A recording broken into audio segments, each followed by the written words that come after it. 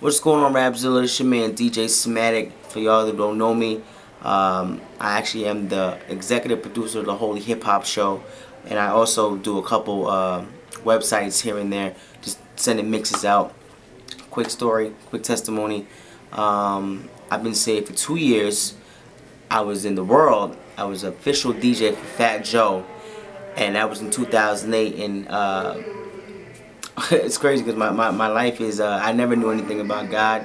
I think God had something special for me, and how He has taken me from the world and molded me for me knowing who He is as God, the Father, the Son, everything all in one. I actually got that on the road when I met my wife at an airport coming back from a show with Fat Joe. It's crazy because the life on the road with Fat Joe, I've been his official DJ for literally 2 years, and the life on the road with Fat Joe was, I'm not gonna lie, it was amazing. I learned a lot, and I took what I learned and tried to apply it on this side of things. But when I was out there, I mean, the biggest thing, you know, of course, me not knowing who God was at the time, and realizing what I was doing wasn't really sin in my eyes, because I figured sin was like, you know, killing somebody, but not obviously, you know, having sex with random women, getting drunk, and just passing out. I didn't pass out in the clubs, just getting drunk in the clubs and just doing me. But I knew there was something different, because I realized that I was kind of like the odd one, and I honestly didn't want to do everything that they were doing all the time. And it's funny because during that time, my mom was in the hospital. She was dying of breast cancer, and I'll never forget that one day I was supposed to go on a European tour with Joe, and I got a call from my mom, so I ran back. Well, they sent me a flight, a red-eye flight back up to New York, check up on my mom. And you know, ever since then, it's like I felt kind of different, and it was like I just felt like I just wanted to change my life. Just something about it just wasn't right. But it was just, I guess it was a voice in the back of my head, but I kind of pushed it away to the side. Other than that, my mom passed away of cancer, and I went back on the road with Joe. And on one of the trips coming back at the airport, I met my wife now, who introduced me to the Lord. And she basically just, I got up with her, I met her, and I took her number, and I told her I was going to call her. I never called her until like a month or two later. And the next thing you know, I called her, and I'm talking to her, and just something was different about this young lady. And I asked her, what are you doing? She was like, I'm reading my Bible. I said, oh God, you're a Christian. Not that there was nothing wrong with it, but it was just something that every girl that I knew said they were Christian, but things happened. But something was very different about this one, and this one was the one that actually led me, like I said before. And it was funny because I was like, she kept on telling me about who Christ was, what Christ has done for her in her life, and I just kept on absorbing it and soaking it, continue to call her every day.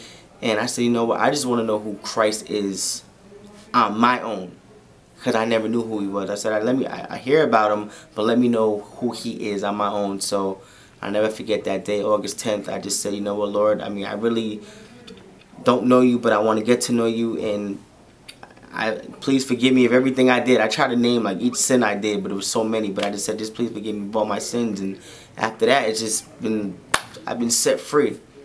And through Him, my life has definitely changed. Fat Joe is always going to be my brother. And the thing I love about Joe, because I'm not going to lie, I forgot to say, I'm not going to lie, when during that time when I was going to transition out from working with him, like they offered me more money, I said, Joe, it's not for the money. I really want to just do this and try to learn who God is on my own. But the thing is, I was so scared because I thought he was going to lose respect for me.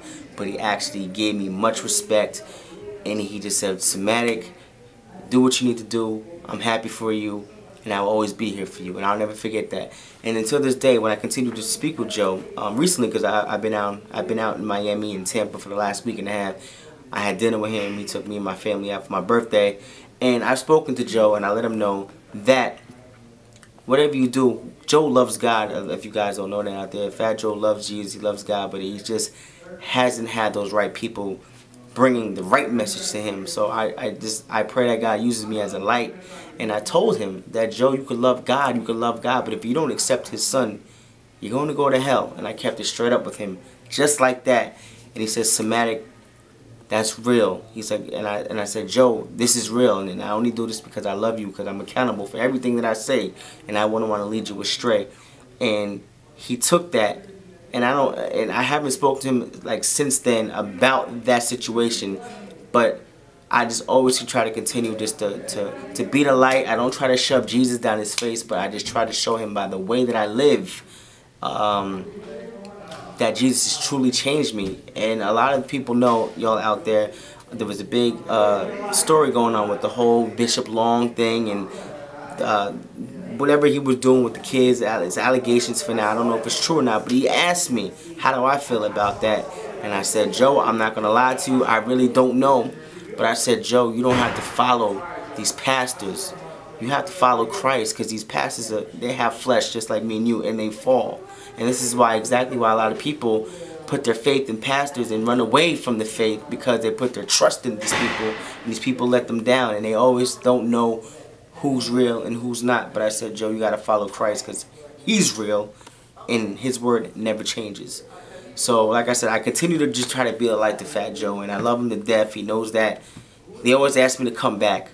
Every time. They always ask me to come back. But he knows what I'm trying to do, and I'm just trying to make an impact. Just not in the world, but just to him personally, because this is a true friend of mine. No more business. This is true friendship, and I don't want to see him go to hell. So I got to be that light that he needs, and be the only Jesus that he may ever see, until he sees the real Jesus when he accepts him in his life. Rapzilla.com. Best website ever. Rapzilla.com. Keep it locked.